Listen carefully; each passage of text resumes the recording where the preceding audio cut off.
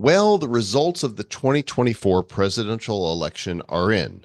Well, at least we think they are. We really don't know because we recorded this episode on election day. So all we can really do is prognosticate and amuse ourselves with our thoughts.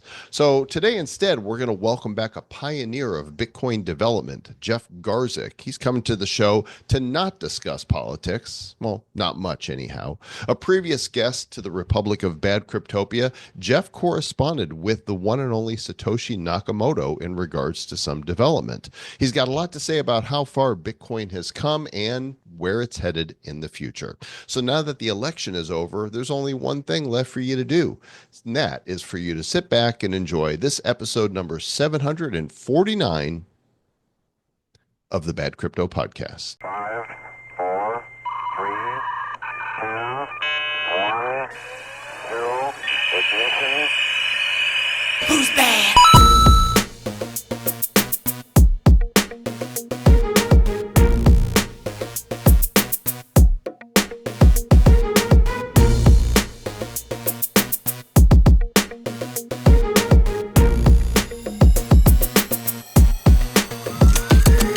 And we don't know if we're celebrating or not today, but welcome to the Bad Crypto Podcast. And I'll tell you what, no matter what happens, we are blessed and Bitcoin will continue to do what Bitcoin does.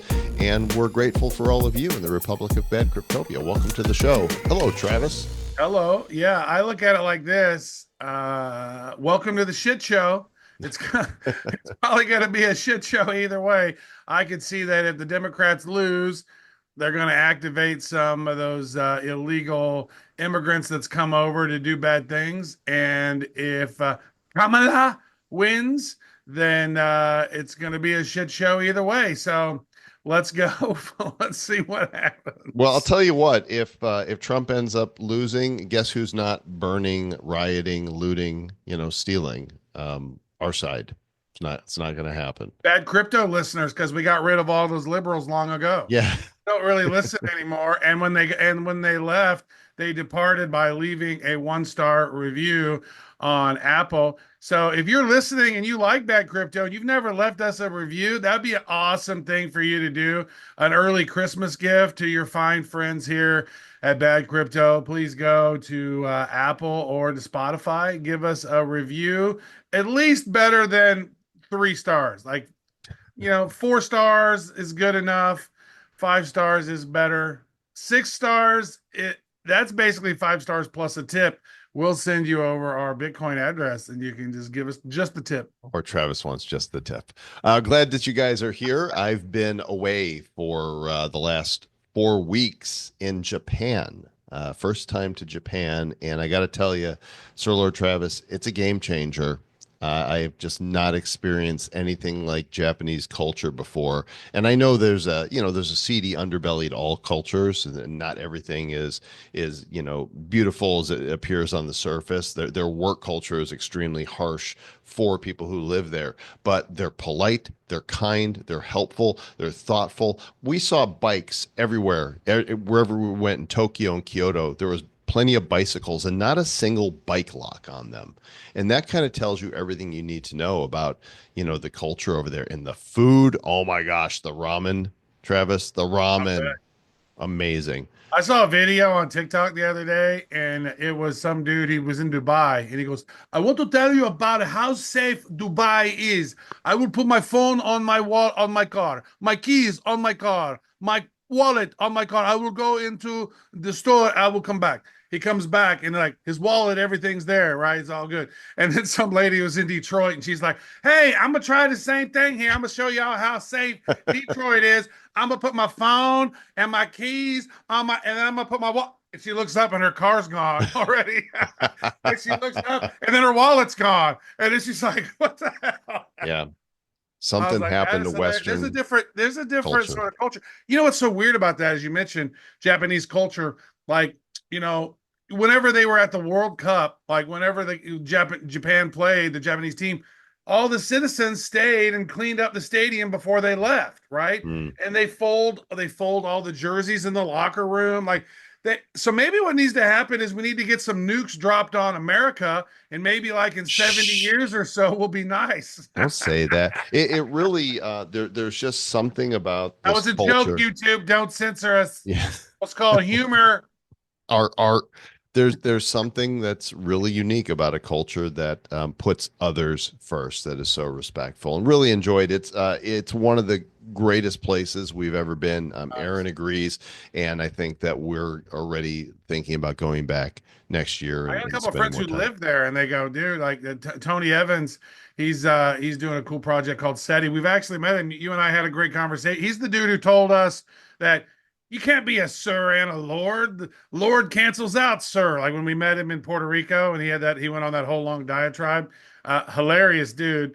And he lives in Tokyo, although he's hardly ever there because he's always in an airplane, flying somewhere, literally going back and forth and back and forth. Like, oh, he's like, oh, I'm going to be in Vegas 3 times in the next 3 weeks. I got to fly back and forth. I got to fly to London and then Dubai. And I'm like, good Lord, dude, how do you handle all that That's air flight, bro? permanent jet lag.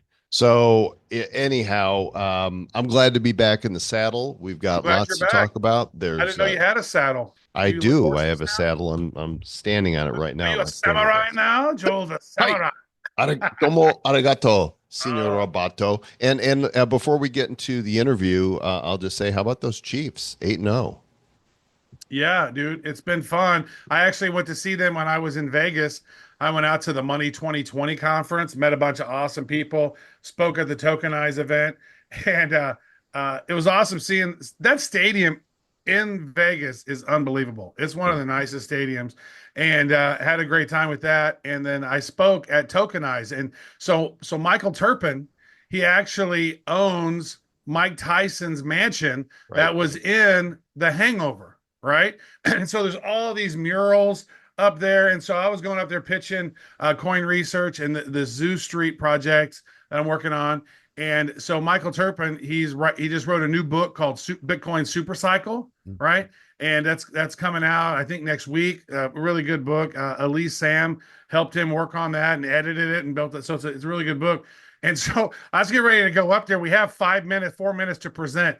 So I'm getting ready to go up, and I'm like, dude, I can't be in Mike Tyson's house and not do a Mike Tyson joke. So I thought of this joke right before I went up there. I said, yeah, it's such an honor to be here at Mike Tyson's mansion. I go, Mike actually couldn't be here tonight because he's training for Jake Paul fight, but he wanted me to share this. He's like, thank you everybody for showing up to my house. It's such a great honor for y'all to be here today. I want to, you can see all the murals up there with me punching people in the faces. That's really nice. I want to thank Michael Turpin for giving me millions of dollars of worthless paper money to buy my house. He should have given me Bitcoin and he didn't. So next time you see him, you tell him I'm gonna give him a super cycle next time I see him. Due to the crowd went, wow. In fact, and then I did my keynote, I did my presentation, and they were judging the presentation, and they created a whole new category for best presenter because my jokes and my presentation was so funny. They created, like, dude, we had to his project. We're not investing in his projects, but he was funny. That's I fantastic. had that going for me. So Nice. good. Well, we have lots more to talk about as far as current events, but I don't want to keep people from this great interview we have with a developer who's been working on Bitcoin development since 2010. So let's get to that right now, and we'll catch you guys on the other side. It's always a pleasure and a joy, nay, do I say a delight, to welcome back a guest to the show that has previously graced the halls of the Republic of Bad Cryptopia. And today we are pleased to welcome back Jeff Garzik. He is a notable early figure in Bitcoin development and crypto. He played an influential role in expanding and improving Bitcoin's infrastructure. The dude's done stuff. He was last with us in May of 2021. So let's see, that's almost 3 years and change. And he's back. Jeff Garzik, welcome back to the Bad Crypto Podcast, sir. Thanks for having me. Looking forward to it. How long have you been looking forward to it? Um, Years and years. That's where I got my gray hairs. Since we finished the last episode, you're like, man, I got more words to say. And frankly, I've been counting the minutes. I miss those guys so much. Yeah, episode 515 was the last time we had you on the show, and the show was titled "Giving Away Bitcoin" with Jeff Garzik. And I guess once upon a time you gave away over 15,000 for Bitcoin developer bounties. And I just want to say that you have not given Travis or myself any Bitcoin. And so my first question is, That's why I have great hair. why not?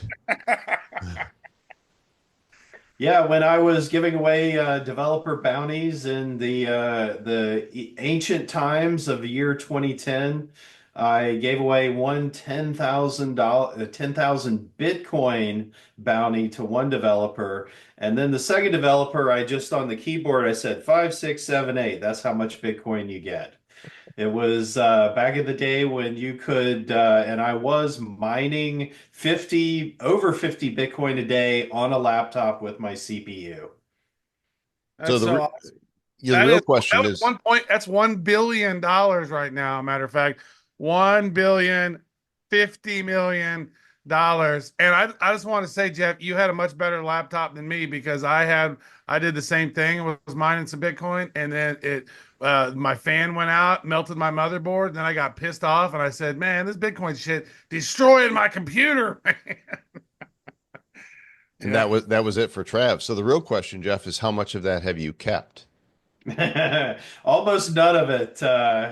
Real life intervenes. I had, sadly, my son had some medical problems, etc. So I have to work for a living in the year 2024. What's always interesting to me is people are like, man, I wish I would have gotten in at the beginning, right? Like Travis, right? You were there at the beginning, Trav, and you had your 55 Bitcoin, which, you lost. But had you kept them when Bitcoin got to like $300, would you have been like, oh shit, that magical internet money's worth something? Like, how many I people? totally would have sold it. I know when it got up to like what, $1,200 or something. I would have probably sold it either a little before or a little after. I probably would have sold it all the way up. So my 55 Bitcoin probably would have turned into realistically maybe 35 to 40 grand. But that's knowing it and then getting out and then getting back in. Like that's the whole thing. Like, that once you learn that you didn't know what the cycles were back in those days, right? So you didn't know how the 4 year thing was going to go. And so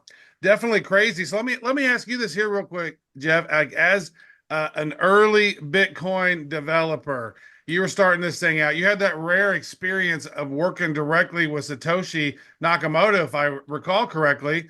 And so, what was that like early on? Because I know people, when they listen to this, they're going to go, wait a second, this dude worked literally with Satoshi Nakamoto. So, how did that maybe shape your vision for the future of crypto? Yeah, I'll go for price and then Satoshi. When I got into Bitcoin, there was no price. It had not yet been traded and not yet assigned a value. This was Pre-pizza days. before Yeah. pre-pizza day.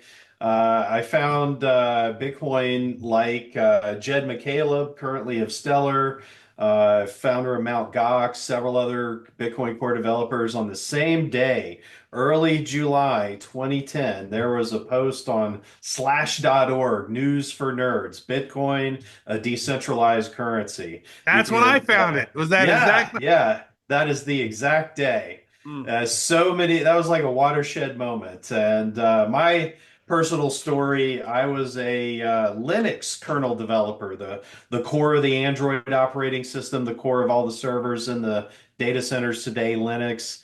And so I knew open source. I'd worked with the inventor of Linux, Linus Torvalds. I like working with inventors. And Bitcoin was open source. You could pop the hood metaphorically, look inside as a software engineer, see that it's actually real. It's not just 5 servers in a data center somewhere. It was really honestly decentralized at the algorithm level, the mathematical level, the level of purity. And that was kind of the calling card for any open source developer at that time. Jumped in, made my very first patch, and this was working with Satoshi. You post, just like in the Linux days, you want to make a software change, you post your patch on a mailing list, and the benevolent dictator for life, turned out not for life in Satoshi's case, will take that patch, review it, give you feedback, and if it's good, thumbs up, he'll merge it into the Bitcoin software. Well, my first patch, I said, what is this 7 transactions per second BS? We've got to upgrade Bitcoin to at least 4,000. That's what PayPal was at the time in 2010, 4,000 transactions per second. My first patch was increasing the block size, very controversial. So my first interaction with Satoshi was rejecting my software change. But Satoshi was an amazing communicator. Satoshi was not a jerk. Satoshi said, okay, this doesn't work, but here's why. It was a new technology at the time. Satoshi was very into explaining the technology that he had created because no one else knew blockchain at the time. So he was kind of the Virgin Mary of blockchain or something like that. And Bitcoin was the Immaculate Conception. So Satoshi always businesslike. Satoshi was never into okay, the Raiders just played, or the weather outside is hot, or no life details. The uh, uh, kept his anonymity perfectly. Would show up in different time zones, post in different at times of day and night, so it's not obvious that, oh, they get up at 9 a.m. on the East Coast of the United States, or oh, here they are, in the Beijing time zone. Incredibly difficult to figure out, who Satoshi was, and that was a good thing. But you have to Satoshi's have your anonymity. theories. You have to have theories, right? Sorry to interrupt, but I got to know, who do you think Satoshi is? And is Satoshi still with us? Is Satoshi still among us, or did something happen to Satoshi? Yeah, Satoshi said, I'm going away, and that's what happened. And the best thing, paraphrasing one of my favorite movies, The Usual Suspects, the best thing Satoshi ever did was stop leaving a data trail.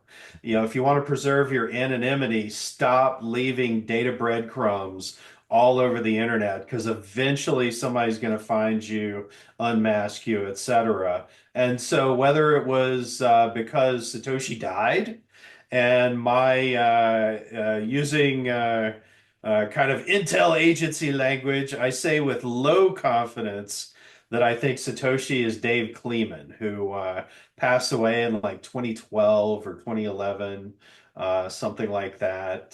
This person was, like Satoshi claimed to be, a self-taught computer programmer, obviously not a software engineer with that writes unit tests and stress tests and fuzz tests and well engineered modular code. The original Bitcoin 0.1, it was a hairball. It was ugly. To any software engineer, we spent the last 10 years de-uglifying the Bitcoin source code. It was kind of the work of a beautiful mind type genius, in my opinion. And even Satoshi said on the forum one time, I had to build the system to know that it would work, to convince myself that the system would work. I So, got to. I think that's just fascinating. I want to ask this because there's been a lot of people who've been really curious about this. And in 1996 or whatever, the NSA released something called How to Make a Mint, right? And there was their digital cash paper. And there was somebody referenced in there as a crypto expert, Tatsuki Akamoto. And you're going like, what are the odds? Like, so it's always seemed to me that there might be something going on underneath the hood, especially Jeff, as you mentioned. Oh, he did, she, it, group, whoever did everything to sort of mask their data trail, no personal information, popping up in different time zones. Like that seems like some spy clandestine kind of stuff. So I just wonder, like, I mean, Will we ever know? I don't think we'll ever know, and I think that's great.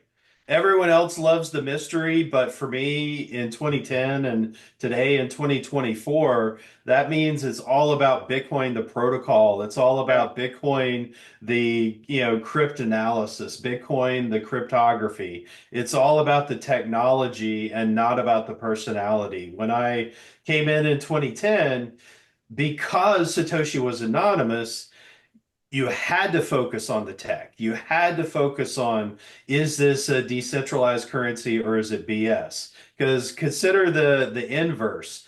If Satoshi wasn't anonymous and had a long CV, then it would be all about, as we say, an appeal to authority. This person has a fancy resume, therefore I trust them. And that's antithetical to everything that's crypto and decentralized peer-to-peer networking. It's not about personalities. It's not about who did it. It's about what they did. And Suck so it, Craig Wright. that's Yeah. right. That's That's Craig it. Wright, right. Wright tried to take credit for it, and of course, court said no, you ain't him. But he was saying that Dave Kleeman, played a role in it. Kleeman passed away in April of 2013. Young man, 46 years old, and that certainly could explain why no Sats have moved from those initial wallets. And if he, one of two, if it was him and he knew, I better set up some, method so that the keys get passed on. Either he left it to in a will to whoever and said, "You can't touch this." Not MC Hammer style though, or he didn't pass them on and they're lost, and that million Bitcoin will never move, which is interesting. That's almost little more than 4% of the Bitcoin supply in those wallets. And it's, non-circulating, that's to the benefit of everyone else in Bitcoin. So here's my question for you. In the beginning, you're like, "Wow, this is really cool. This white paper is awesome. I think that there could be something to this." At what point, like, give me like a year or an instance that surrounds the year, did you go, "Huh, I, I think this might actually work"? 1996. Okay, go on. One of my I'm a science fiction nerd. I love all movie science fiction. I have way too many books in my house that I've read science fiction wise. One of them was kind of a Dungeons and Dragons, but in the future in cyberpunk. It was called Shadowrun, and it was kind of a distant future where all money was digital. And the characters in this Shadowrun novel would exchange little things that we call like a USB flash drive today. And you have stories about, a mercenary goes and does some corporate espionage job. And when they get paid, they get a cred stick. And that was a decentralized currency that these characters in this fictional world would exchange. And so literally from that point, I knew that this was an inevitable emergent creation. It was going to happen. It was going to happen in my lifetime. I just didn't know how or when, but I knew it was inevitable. And so I was waiting for that July 2010 Slashdot post, waiting skeptically, but I knew that eventually, as the internet is decentralized, eventually it's that global village. You need a global money. And Bitcoin is that global money. So I was waiting and waiting and waiting, and eventually that ship sailed across my horizon, Bitcoin in July of 2010. I was skeptical at first. In my perhaps egotism, I said, "Oh, it's not decentralized. It's got to be just five servers in an AWS data center somewhere." And I was proven wrong, happily so. It was really unique. It was something new. In computer science terms, it's a new way to elect leaders in a network that is fair, i.e., proof of work. And from there, as soon as I saw it, I said, okay, it's here. The thing that I've been waiting on for decades is here. And so it was just up to Satoshi to grasp that thread that was already in the air and pull the computer science pieces off a library shelf, the SHA 256 algorithm, the hash cache style algorithm, and other things, and put it together in literally a world-changing, unique way into Bitcoin. That's awesome. Now there's that Shadowrun. There's like a whole series of those, isn't there? If I That's recall, right. That's it's like right. an old choose your own adventure. There's like a, I don't know, 30, 40, 50 of those different sort of titles. There were a bunch of them. Nice. Yes, that's pretty fun. So, with your background in open source development, right? So you said you were working with Linux, and then from Linux to Bitcoin, like how did this new currency that you've been waiting on for a long time, and then how did that maybe influence how you approach blockchain technology? Because it seems to me the killer app is blockchain technology, right?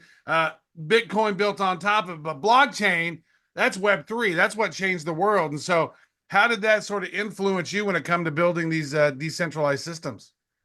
Well, I'd kind of take the opposite opinion. I think there are two killer apps in the crypto ecosystem. Number one is Bitcoin, and number two is stable coins. Okay. And what was enabling that was, again, Satoshi just took a bunch of existing, proven, studied technologies and off a library shelf and put them together in an incredibly unique way. And that's blockchain technology. Blockchain technology was what allows us to have blockchains as a neutral referee between you and I, and really, literally, truly peer to peer. There's no middleman. If I send you Bitcoin, you send me Bitcoin. There's no bank in the middle, no disintermediating authority, no middleware. And that was really the genius of blockchain in general.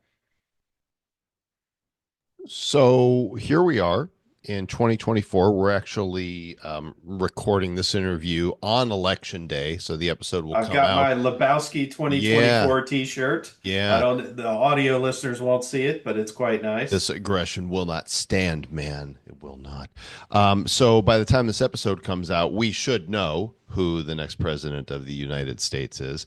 But here we are in Maybe we'll know. 2024. They're saying some states are going to take multiple days like it did before. So hopefully we'll know. We don't Hopefully know. we'll know. I'll tell you this, as of now, they're boarding up businesses in Portland, Oregon. There's video of them Yeah. boarding up the main CNN's streets. headquarters is boarded up. Yeah, so what Is are they? that where CHOP was, or was that Seattle? I That was forget. Seattle. Yeah, but That there was a was lot of crazy Seattle. stuff that went down in Portland for sure. I mean, they're certainly not expecting Republicans to riot and burn and loot because we don't do that. So I don't know. Maybe they're just being cautious. We'll find out. But here we are now down the road. We just had Bitcoin Pizza Day. We celebrated the Bitcoin White Paper Day, and now we have crossed into mainstream adoption with Bitcoin. The world financial institutions, nation states, all involved, and we are on the cusp of this next big bull run.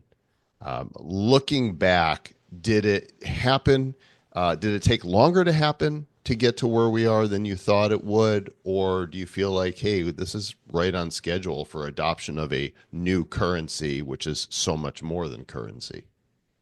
Yeah, I'm Mr. Long now. Take the 100-year view. I'm a history buff. I love studying ancient Rome and studying, past military battles and how the world evolves. And I think that to us in real time, it feels slow, but to adopt a brand new currency that just popped into existence 10 years, 15 years, that's a pretty reasonable pace.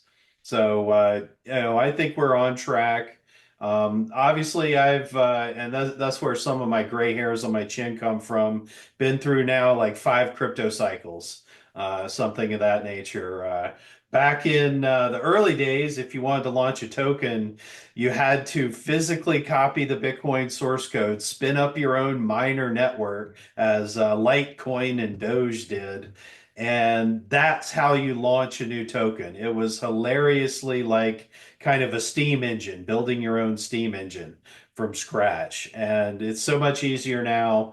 But at the same time, that was a new technology that everyone didn't understand, et cetera, et cetera. So I think that it's right on pace for what you would expect a new currency to take in terms of not just first getting out to the crazy cyberpunks like me, but also into institutions. I remember the first Senate hearings in March of 2013, where talking about Bitcoin and how to regulate. In the early days, the Bitcoin developers like myself, we didn't know if we were violating crazy laws such as the Stamp Act. Were we creating stamps that had to be regulated by the federal government, and or would we be arrested for not following the Stamp Act? Yeah, there was Turns that one out dude who that's got arrested for making the those Liberty coins. yeah, Cassacious coins. Yeah, he made these coins, and they're like, "Oh no, you're saying this is a dollar? It's not a dollar," and he went to jail over that. Yep, yep. So we didn't know, regulatory clarity is the big buzzword. We have that now. We have institutions that are holding Bitcoin ETFs in their friggin' pension funds now. And so it is really going mainstream.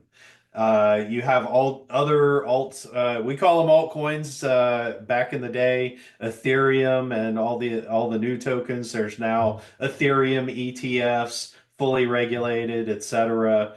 And so the question is Bitcoin being taken over by the man and adopted by the man? Mhm. And in 2010, it was kind of fight the man I mean, you and all got how the much does crazy BlackRock? cyberpunks and libertarians. That's right. BlackRock's got more than MicroStrategy, and they're accumulating more and more. And to me, as much as I distrust them and dislike that corporate and financial structures have accumulated so much, it also tells me, hey, they're not going to let this thing fail. There's no way. They are vested in it now, and nobody wants to see it pump as much as these suits do. You're absolutely right. And there was a big sigh of relief among early Bitcoiners, Bitcoin adherents, because adoption means exactly what you just said, is if everyone's holding it, then I'm not going to get arrested for holding it. I'm not going to get arrested for simply writing software, which in my opinion is just free speech. Software is speech. And there's, the good old First Amendment backing me up Mhm. here in the United States. And the Second But Amendment backing up the first, right? that's right. I found this tweet here. I had to share it with you guys. The price of Bitcoin on election day. There's been 4 election days from 2012 to today, and it's really interesting to see from $10.64 to $709 to 13,448. And today, a Bitcoin actually up, which to me is a bullish signal for a Trump victory. I would say with people buying that they think he's going to win because he is so much more Bitcoin friendly. I bet Elon Musk set a buy limit order at 69,420. Which is perfect. Yeah. And now it's 69,935. I want to ask this so early on, people thought, okay, Bitcoin, it's anonymous. Like you don't know. And then with chain analysis tools and everything else, like, oh, wait, it's not so anonymous after all. However, many view Bitcoin and crypto as sort of this global tool for financial freedom, right? Like we need to be away from the state. We don't want to have a CBDC that they can program it and say you can only spend it within this 15-mile radius from your house, or you can have it where they could program it so it could be expired over time. So maybe what do you see as some of the more promising or realistic ways for crypto to empower people financially on a global scale over time as you look at this next 100 years? Well, I think you hit it on the head. Privacy is the next frontier. Bitcoin has been pushing at that for, as long as Bitcoin has been around. I've been telling people as long as I've been in Bitcoin, it's not anonymous. It can be traced. It's not anonymous. It can be traced. And that's the default.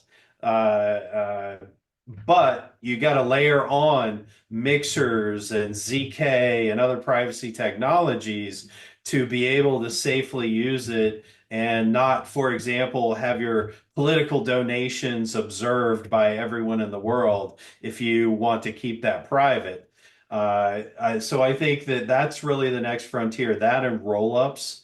But ultimately, it's all about privacy. We've conquered the killer app of birth this thing into existence and make it bomb proof, make it bulletproof. You know, if you're going to vote what crypto is most likely to succeed, what crypto is most likely to be around in the next 10 years at 2034 and 2040, the answer's got to be Bitcoin. So, But Bitcoin was put out there as a digital currency, and the vision was always peer-to-peer payments. However, without Lightning, payments are slow and there are faster chains. Do you still see Bitcoin as the primary method that people will be using for interacting and engaging with digital currency, or is it more truly digital gold and a store of wealth? I think it's a settlement layer, and that's where network fees really push. Ultimately, both Bitcoin and Ethereum, what we call at my new project Hemi, the king and queen of crypto, they both are fundamentally auctioning block space. That's where the network fees come from. And fundamentally, if you want decentralization, you have to have that layer one that when it fills up, it gets expensive, just like congestion pricing on the highway. It can't work any other way and still be decentralized. So that's fundamental, like the laws of gravity. And if that is the fundamental, you got to have a Lightning Network. You got to have layer twos like the one I'm working on, Hemi. You got to have kind of a way to spill over traffic, just like if you imagine the champagne waterfall in a hotel or at a wedding. That champagne fills that first glass at the top, and it spills over to the second layer, spills over to the next layer. That's fundamentally how crypto itself is going to scale.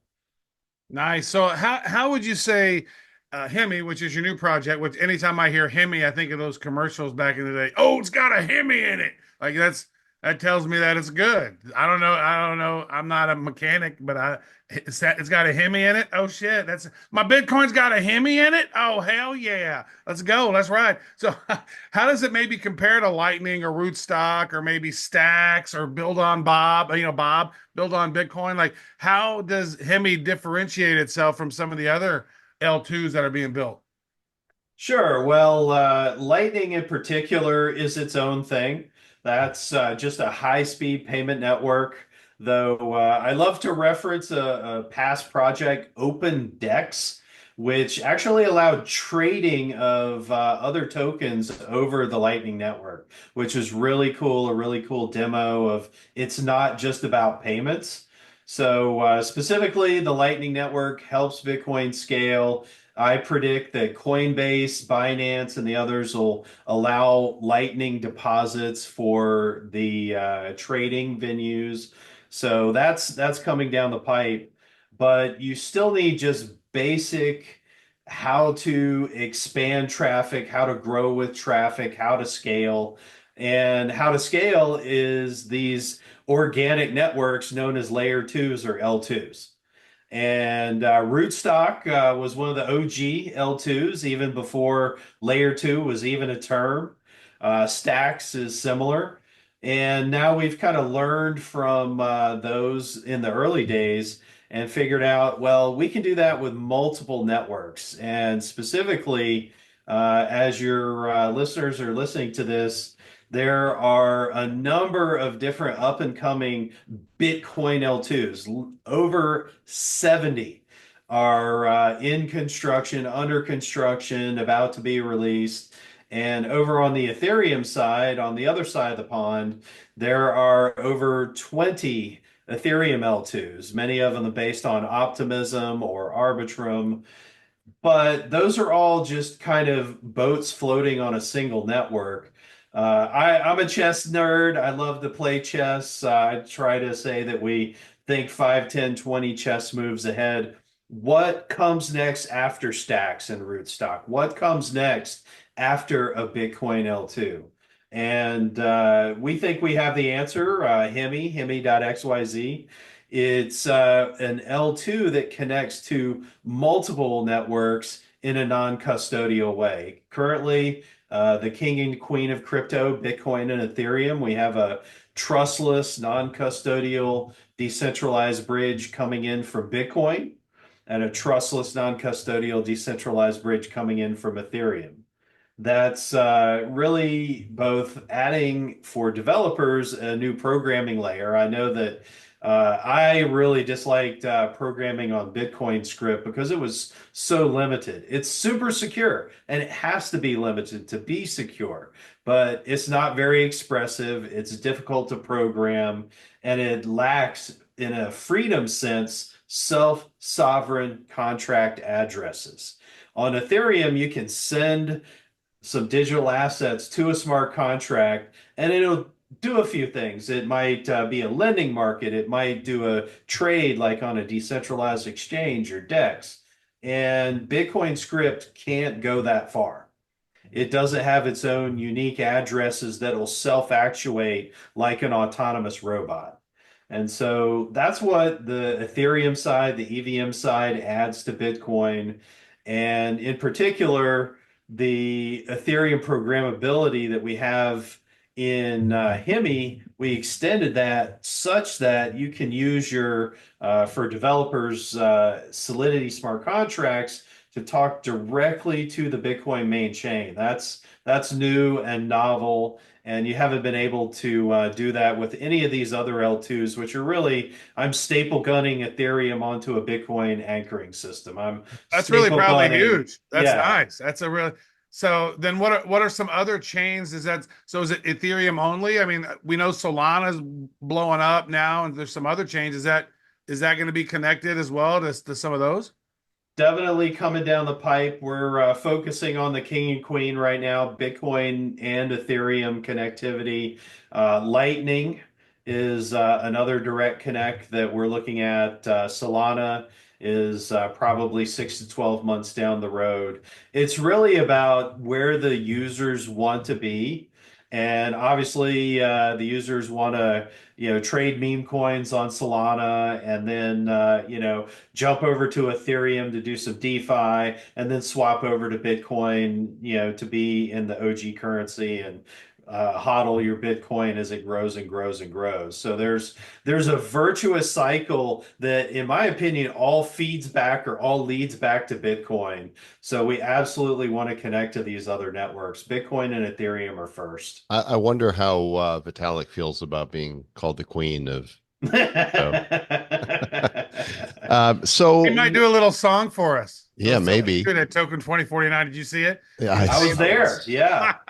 So cringy. I was like, So dude, cringy. time to sell Ethereum. I know. So what about Yeah, you don't want me to sing. You really don't want me to sing. You've mentioned these other chains, and there's so many coins and so many tokens, and Bitcoin purists say everything is a shit coin. All the world needs is Bitcoin. You're developing stuff that that's bridging, that's using these L2s. What are your thoughts on the people who would say, hey, there could easily be thousands and thousands of legitimate tokens that people are using as utility and trading in the future? Charles Darwin. Charles Darwin is always my answer. You got to pass through that Darwinian trial by fire.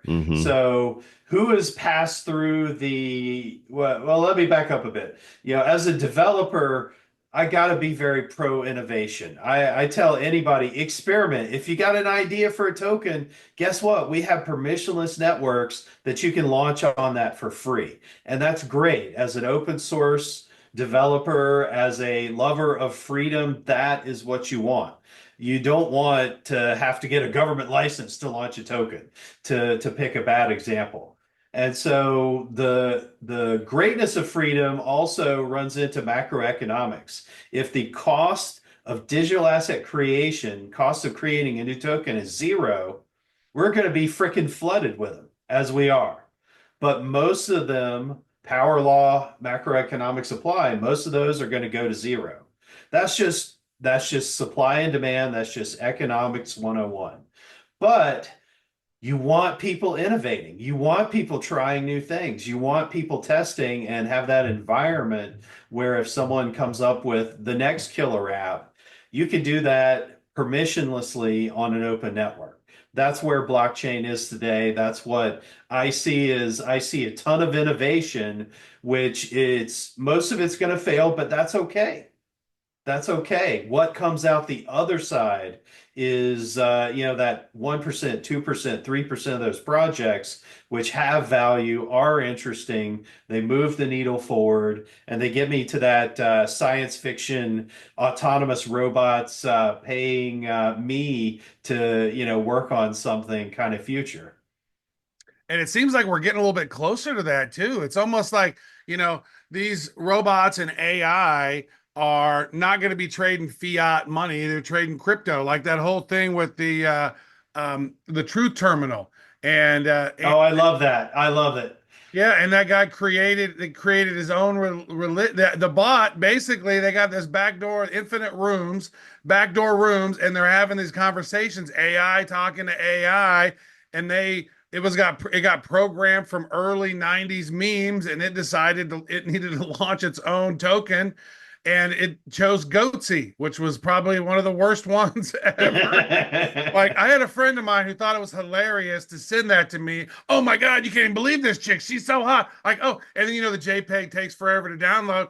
Oh, it's Goatsy again. Good Lord, what the hell's wrong with you? It was before Rick rolls. So I was like, dude, just Rick roll me. Don't do that. And so we're in this space now. And then so it was awesome how and Andreessen Horowitz, basically he donated $50,000 in Bitcoin, and he started building this thing. And now that Goatsius Maximus token is worth 600. It got up to $600 million in market cap, and it's creating these AIs are kind of creating their own religion. So let me ask about this. Like, what are your thoughts on that? And then maybe how do you see, from a science fiction standpoint, how do you see this AI integration with crypto and blockchain moving forward? Yeah, that's the trial by fire, the font of innovation that you would expect, you would want to see. There's tons of experiments. Most of them will go nowhere, but they'll be really, really, really interesting. We'll learn a lot along the way. And what comes out the other side, I'm convinced will be beneficial to humanity. Coinbase right now has a little program where AI agents can pay with crypto. And so that's moving towards the sci-fi future that I've always thought about and predicted would come about back in 2013. And listeners can Google for STORJ AI agents. I was literally writing about this over a decade I ago. remember that. Storms. And yeah, it was great. And it was the thesis that you can give a bot. It doesn't even have to be an LLM, not even a smart AI agent, just a simple, video game scripted NPC type bot. If you give it some rules and you give it some crypto, it can do some really, really interesting stuff. It can, wind up hiring humans to build more software for itself, and then evolve in that way. It can, play in markets just like we play in markets today. The amusing example that I always use is, imagine that your refrigerator in your apartment fuzzes out and shorts out and stops working. Well, your toaster notices this and shorts the stock of the refrigerator manufacturer. You're going to have fun and interesting times. And I'm convinced that crypto is going to play a key role, especially Bitcoin. Very nice. I want to ask you this because you've mentioned science fiction, you've mentioned these cyberpunk books and some of the stuff back in the day. So let me ask you this. If you were to make a list of maybe your favorite science fiction authors, I mean, I think you've already referenced the dude from Robert Charette, the dude from the Shadowrun books, and then what are some, and then Snow Crash, Neil Stevenson, right? That's a big one. So who are maybe some of your other favorite science fiction authors that maybe people might want to read because it might inspire them to create a unique part of the future? Yeah, Neil Stephenson's got to be right there at the top. Snow Crash, his earlier work, Zodiac, that's really the thing that everybody reads. Daniel Suarez and Demon, spelled Daemon. That's a fantastic novel. It's kind of a thriller fiction. What happens when a dead computer game billionaire wrote a bot, funded a bot, and then let it loose upon his death. Mm. So that's a fun one. John Ringo, he writes a lot of fiction about what happens if there's, for example, an AI named Mother that allocates all the resources on Earth. And, good things happen, bad things happen. There's Werner Vinge. He's another fantastic author. I could just keep going on and on. William There Gibson are wrote a bunch of good ones too, Necromancer and some of that other stuff. There's all kinds of good stuff. What I was thinking is, how do we take all these awesome books, put them into an LLM, and start reimagining what based on all these other brilliant minds? I let them start some of talking. these guys are very anti-crypto, and I just don't get it. Like Gibson and Charles Strauss, those are two that are just very, very anti-crypto. I'm pretty sure it's a political thing. They're like, it's election day. I try to avoid politics. I've already voted, but I'm pretty sure that they're kind of Democrat, and then crypto became a little bit Republican coded, and Ted Cruz and Donald Trump were talking about crypto. Donald Trump spoke in Nashville a couple months ago, things of that nature. It's like And cutting the so nose these off to guys were spite the face, maybe. lefties.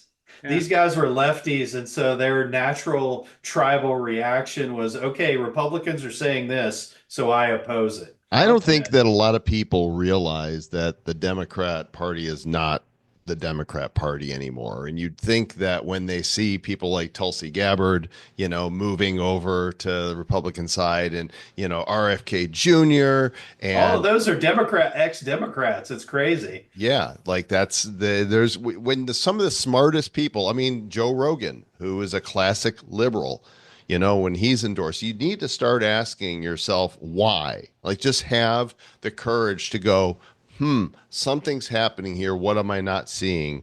Why is that? And hopefully, when in the day of when in I can't talk again tomorrow, which is today, for those of you listening to the episode, I'm hoping that enough people have seen the light that America will have its next great leg up for our children and their children. But let's bring I it like back. how Jeff's like, we're not going to talk politics. And then Joel's like, oh, yes, we are. Yeah, We're going to talk about it. I mean, I've got my Trump four-time, We're going to be indictment talking champion about it shirt right on. now, Jeff Garzik. I don't give a shit what you say. Yeah. Let's one last question for you. Let's bring it back around to Bitcoin again in the future, because one of the principles of Bitcoin is decentralization. And so if we're going to look ahead a decade or two or beyond, what do you think a truly decentralized world might look like, and how does Bitcoin and other crypto fit into that? Good question. Fundamentally, I think we need, and I wrote a Tablet Magazine article about this, tabletmag.com. Y'all can Google. We need end-to-end encryption and cryptocurrency to have a truly decentralized future, to have a future with freedom. If we, taking the inverse, if we don't have end-to-end encryption, or if we don't have cryptocurrency, then that's the march to totalitarian control, where your government tells you to whom you can donate politically, to where you can spend your money, how you can spend your money or not. You can be debanked with the press of a button by a government bureaucrat. Really, kind of an Orwellian hellscape. And thankfully, we have today end-to-end encryption. We have cryptocurrency.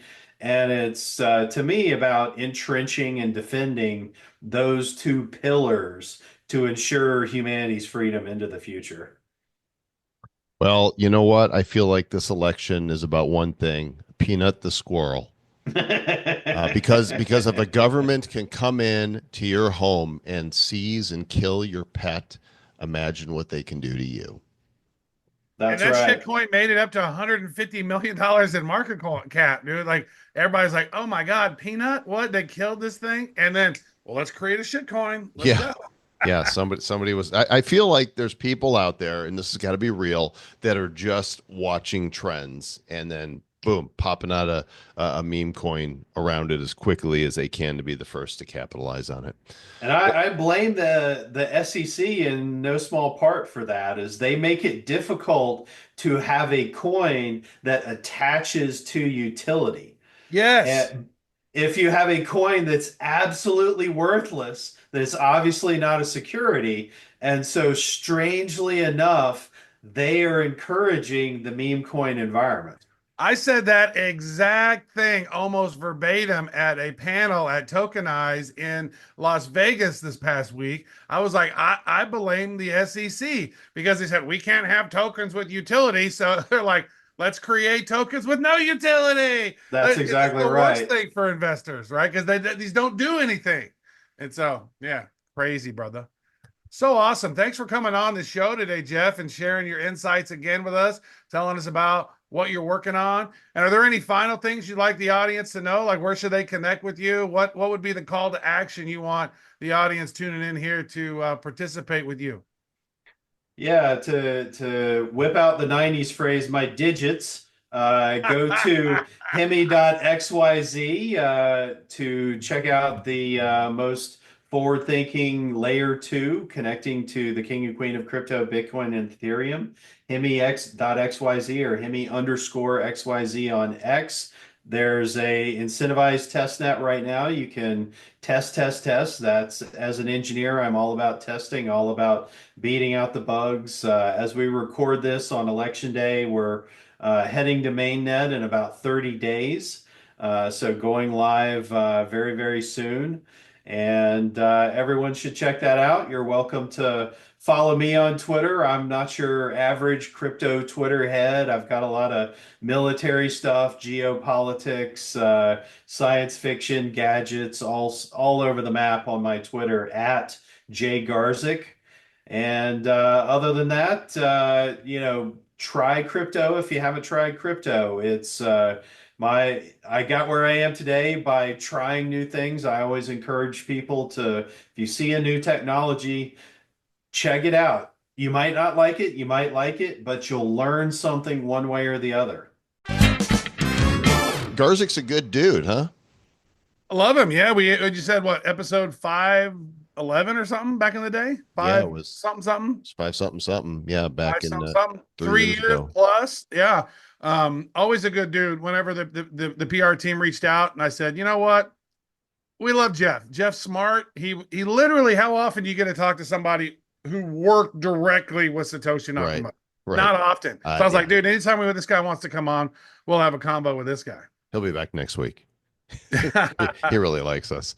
Yeah. So here we are, and I think this will be interesting because this is coming out the day after election day, and maybe we'll know tonight, and maybe we won't. Who knows what's going to happen next? Whether or not we know who won tomorrow, or whether or not this ends up being a prolonged battle that goes as high as the Supreme Court. Anything's possible. Well, some of them have said, even if Trump wins, we're not going to verify this election. Yeah, like Jamie, senators were saying that. Like, Jamie Raskin, he's a POS, and of isn't course, that kind of what the VP was going to do if the votes were not legit last time? And then they've been proven time and time again they were not legit. And so this time it seems like there's so many people watching, whereas last time they were getting kicked out and they couldn't watch. And then it's just like, we just want to have trust in elections. And here we are, Joel, 2024. We've been talking about blockchain and crypto since 2017. We started the show. Still don't have a solution to put votes on blockchain to verify anything. Like, how is it that the vote, the ballots don't have like a holographic code on it, that I'm able to tear off a little receipt of that with a QR code so I can go and see if my vote got validated correctly and put it on the blockchain somehow? There's got to be technology enough for us to not have to need all these voting machines and just have more trust in the system, because that's the biggest problem, is we just don't have trust in it. Right. Well, I'm going to go ahead and prognosticate. Okay. And then I'm going to explain why I feel like I do. I think that Trump wins, and I think he wins electoral college and the popular vote. And we're putting this out tomorrow, no matter what. If I'm wrong, I'm wrong. And here's why. Because everything I see with my eyes, not what I'm hearing people out there saying, not what the media is saying, not what the pundits are saying, everything I see with my eyes tells me that there's never been a movement with this much strength. This feels like the second 1776, with the people being pushed around so much that they're done. The rallies are huge. All over, wherever he does them. I mean, MSG, they had 20,000 people inside and then another 70,000 or so outside. Everywhere they go, the momentum has been huge. Back in 2015, I got called a Nazi for supporting Trump, and there's certain idiots who unfriended me and removed me from their circle and berated me because of doing so. You couldn't wear a Trump hat out there, you'd be called a racist. Well, guess what? Now you look around, and Charlie Kirk goes to a college campus, and he's surrounded by Trump supporters. Like, the tide is turning. Combine that with the number of people that said, I voted Democrat my whole life and I can't do it again. I'm voting for Trump. Whether they're regular people that you see posting on TikTok or Instagram, or whether they're big names like Tulsi Gabbard, RFK Jr., Joe Rogan, Elon Musk, whoever, there's the momentum. So everything I see with my eyes, that I observe and process through this little pea brain of mine, tells me that he wins, and he wins bigly. What do you think? You're muted. So whatever brilliant thoughts you have. I was saying words. I think that, there has been such a noticeable difference in what happened in 2016, and then up until now. Like, you couldn't wear a Make America Great hat again. People would freak out. And I want to actually touch base on that, because Robert Cialdini, he wrote a book called Influence, right? Great book. And up until 2016, Hillary Clinton's campaign could not get any traction really against Trump, even though they propped him up as what they were calling a Pied Piper candidate. One of the candidates they felt they could beat was Trump. And so they were propping him up. That's why all the media was talking about him so much when they were. Well, Cialdini in 2016 started working with the Hillary Clinton campaign, and that was where they came up with that racist narrative. Like, you know what? You got to have a central thing. Let's everybody start calling him a racist. Everybody started calling him a racist, even though, he won awards from the NAACP with Rosa Parks and Muhammad Ali, and right, and Martin Luther King's widow. Like, he won these awards. Like, he was helping all these people. So it's just, they loved him. They loved him. Once they put that narrative on him that he was a racist, and Cialdini was the dude who was responsible for that. When I learned that, I called him out on Twitter. I said, great job, Robert Cialdini, for freaking creating the narrative that Trump's a racist. And then he immediately blocked me. Yeah. And he's never admitted, or he's declined comment on working with that Hillary campaign the whole time. So that's one of the problems that was caused by that. When you got people who understand the laws of persuasion and influence, and actually utilizing that politically to talk shit on somebody, that's what created a problem. And now I look at this, Joel, and I say, who's endorsing Trump now? RFK Jr., right? You got Tulsi Gabbard, Elon Musk. We just saw Joe Rogan yesterday, Tucker Carlson, Hulk Hogan, Dr. Phil, Buzz Aldrin. And then the people who are supporting Kamala are the ones who are on the Diddy sex freak off And list. Epstein, yeah, all the celebrities telling us what to do and threatening. I had a great idea. They're all threatening to move, to leave the country. I feel like somebody should become a travel agent that helps them get out of the country when Trump wins. But I mean, people go, "Oh my God, if Trump wins, it's going to be the end of freedom. Like you're just going to have a Democracy. vote." I was like, dude, like what happened in his 4 years that made you think that he was a complete dictator when the whole time he was fighting the left and they would create this bullshit scandal? Oh, Robert Mueller. Oh, they look at this. Oh, they found nothing on the guy and they just keep coming at him. I don't know, dude. I don't know how I would handle that. Them trying to come after me so much and with the lawfare like they have with him. Like it's been just such a crazy, like this dude never drank. He's never done drugs, never Hmm. smoked cigarettes. He's Great been a teen family. schooler his whole life. His kids are great. Mhm. And look at Kamala's kid. Like, that's weird, you know? And then Waltz's, I don't know. There's just weird stuff coming out about all those guys. And here's the thing, it's the Diddy class versus the Patriot class. Seriously, is what it is. And I'm going to sit and listen to J Lo. J Lo came up and was crying. Oh my God, Trump said rude things about Puerto Rico. Yeah, Like, no, he didn't. Kill Tony did. Tony Hinchcliffe did. right. And I've been to these beaches. I lived in Puerto Rico. There's fucking trash everywhere all over Puerto Rico.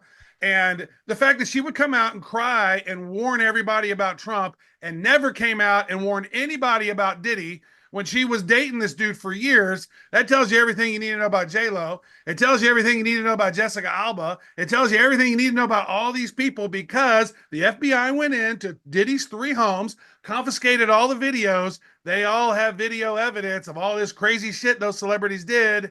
And they're like, okay, I will say whatever. Schwarzenegger will say whatever you want me to say.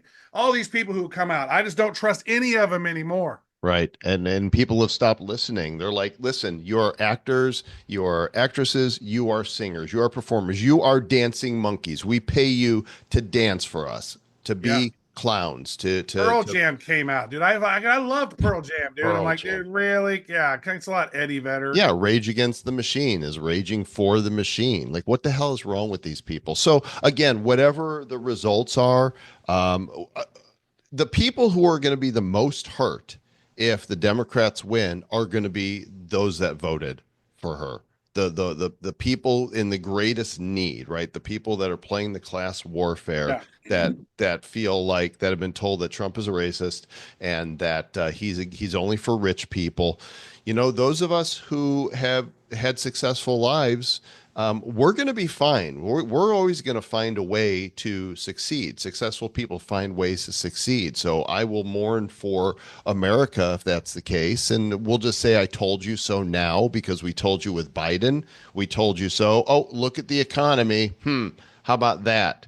How about that? So you were Very told. divisive, man. And the thing is that if you watch what's going on, they'll take little snippets and they'll just blow it up and make it sound so horrible that Trump said this horrible thing. He said the other day, he was talking about all the illegal immigrants coming in Mhm. and doing harm to women. And he says, I'm going to go in and I'm going to help those people, whether the women like it or not. Right. And so what do they take? Oh, I'm going to do this, whether the women like it or not. And they say, oh, he's going to ban abortion. Yeah, Like, no, that's what. Yeah, they're he sent talking it about back to the that. states. He's letting the individual states decide. Right. He's saying, take the government, federal government out of the equation. We don't need the nanny state on everything. We know what he said. It's the people who are watching ABC, NBC, CBS, YouTube MSNBC. shorts and TikTok Right. shorts, They Instagram see shorts. that and Yeah. they don't have the critical thinking to go, what is he really saying? What is the context of this? And that's what they're counting on. They're counting on people to be ignorant and stupid. Whereas Trump will get out for hours at a time and answer questions, and you get to see who he is. JD Vance is amazing. The surrogates he's got out there, Vivek and Elon, these people are not afraid to have conversations about the real issues that are taking place. And even if Harris manages to eke this out, those people aren't going away. I mean, the fight's just beginning if that's what happens. The states that are conservative are not just going to lay down and allow the federal government to run over them ramshot. Yeah, it's like I didn't really know what to wear today because this is my first Civil War. So I decided to wear black for mourning because I figured they're probably going to cheat. Now here's something that I discovered recently.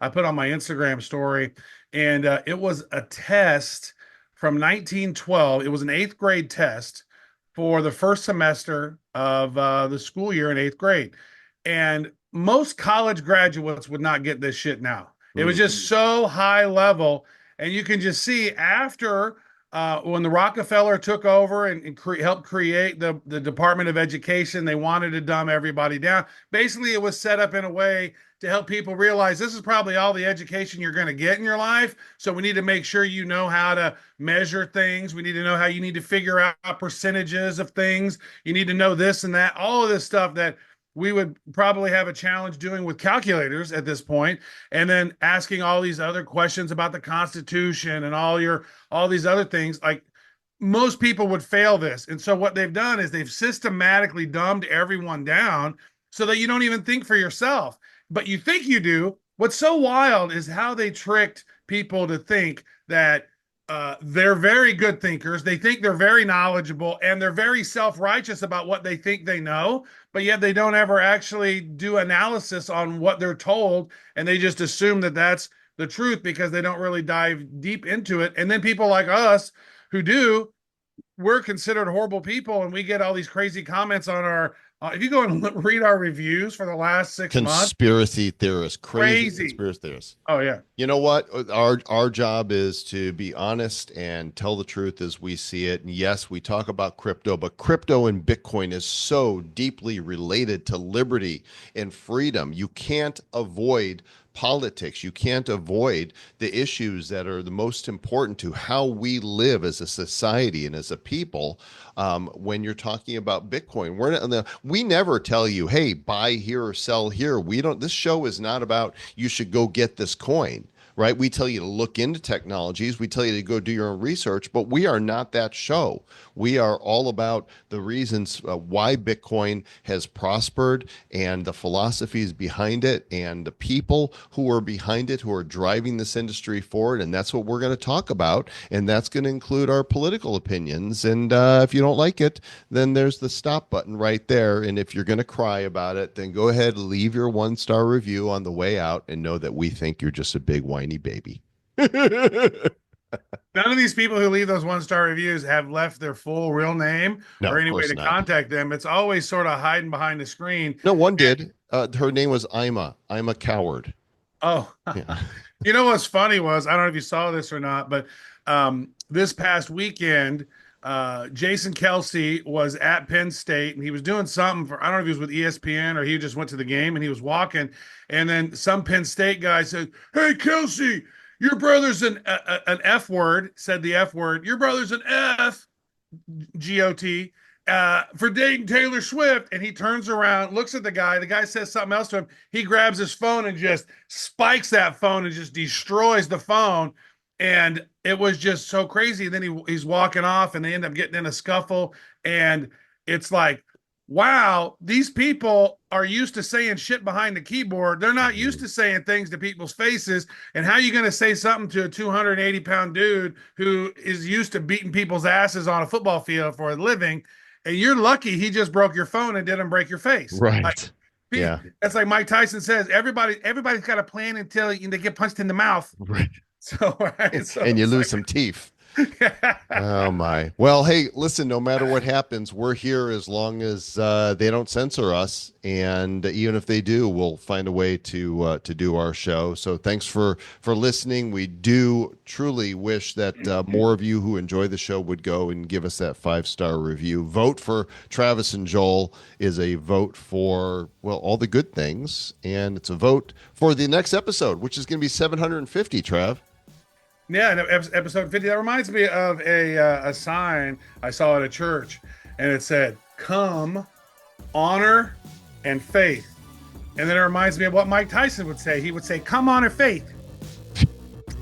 And it reminds me of a sign that we have hanging in the virtual office of the Republic of Bad Cryptopia, which says, "Stay bad."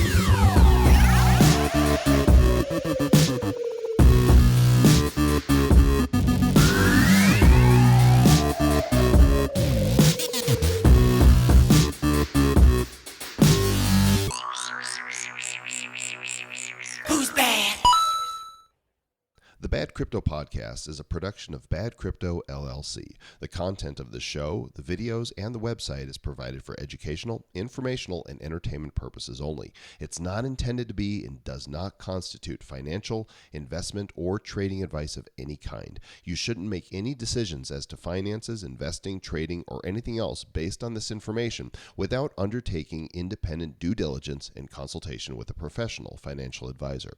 Please understand that the trading of Bitcoins and alternative cryptocurrencies have potential risks involved. Anyone wishing to invest in any of the currencies or tokens mentioned on this podcast should first seek their own independent professional financial advisor.